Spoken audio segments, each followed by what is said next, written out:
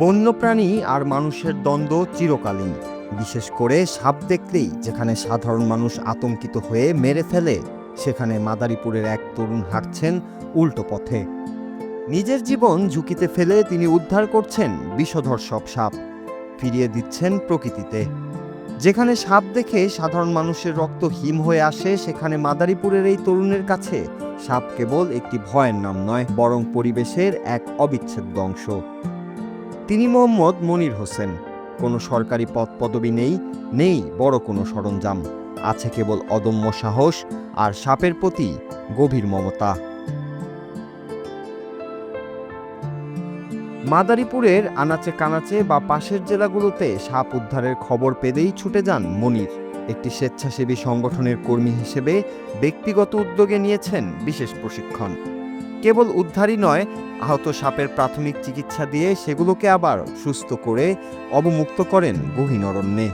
আমি মানুষের কাছে যে মেসেজটা দিতে চাই যে সাপ আমাদের শত্রু না, বা সাপ হচ্ছে আমাদের বাস্তু সংস্থানের অবিচ্ছেদ্য অংশ। আতঙ্কিত হয়ে কেউ সাপ মারবেন না। আমাদের দেশে প্রাপ্ত সাপের 85% সাপই আমাদের জন্য কোনো প্রকার ক্ষতির বা হুমকির কোনো কারণ নেই।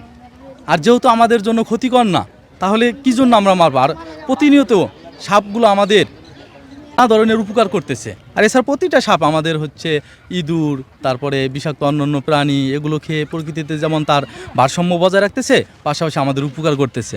আর বিষধর যে সাপগুলো আছে, সেই সাপগুলো থেকেই যে সাপে কাটার অ্যান্টিভেনম, তারপর হচ্ছে ডায়াবেটিস, উচ্চ রক্তচাপ, হার্ট অ্যাটাক, এগুলো থেকে শুরু করে যত জটিল ওষুধ আছে, এই ওষুধগুলোর কাঁচামাল বা মেডিসিনের কাঁচামালগুলোই আসে সাপের বিষ থেকে। সো আমরা যদি প্রকৃতিতে সাপ মেরে বা করে সাপের সংখ্যা শেষ করে ফেলি, তখন হচ্ছে আমরা মেডিসিনের কাঁচামালও পাবো না। তারপর হচ্ছে ইঁদুরের সংখ্যা বা অন্যান্য প্রাণীর সংখ্যাও অত্যাধিক হারে বেড়ে যাবে। যদি কাউকে সাপে কাটে, তারা জেলা সদর হাসপাতাল বা মেডিকেল কলেজ হাসপাতালে যাবে, সেখানে সরকার বিনামূল্যে চিকিৎসার ব্যবস্থা করছে।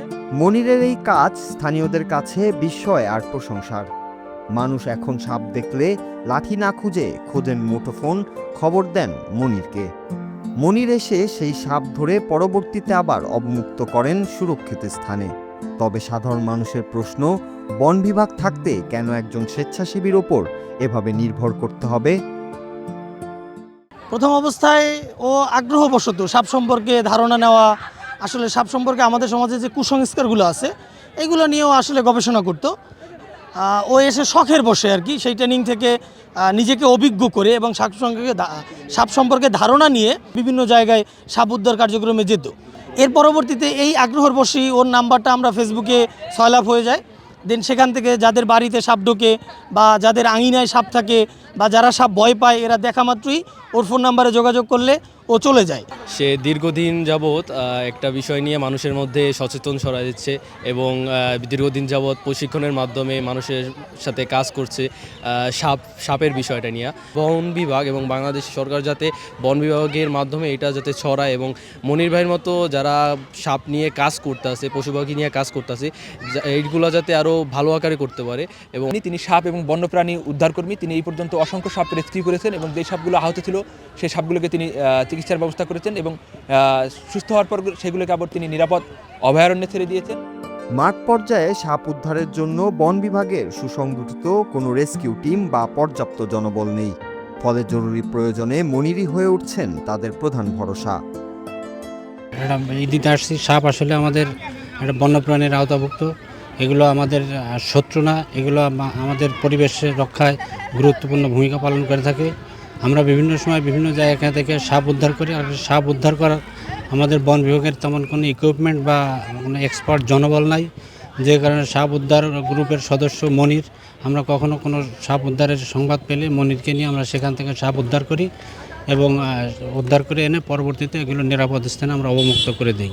সাপ উদ্ধারের বিষয়ে যখন যে ধরনের সহযোগিতা প্রয়োজন আমাদের কাছে বলে এবং আমরা সাথে সাথে তাকে সেইভাবেই তখন সেই ধরনের সহযোগিতা করে থাকি। প্রকৃতি আর মানুষের এই যে মেলবন্ধন, তার কারিগর মনির হোসেনরা। সরকারি পৃষ্ঠপোষকতা আর জনসচেতনতা বৃদ্ধি পেলে হয়তো প্রতিটি জেলাই হবে বন্যপ্রাণীদের জন্য নিরাপদ। কারণ সাপ বাঁচলে বাঁচবে প্রকৃতি, আর প্রকৃতি বাঁচলেই সুরক্ষিত থাকবে মানুষ। Bangla TV news desk.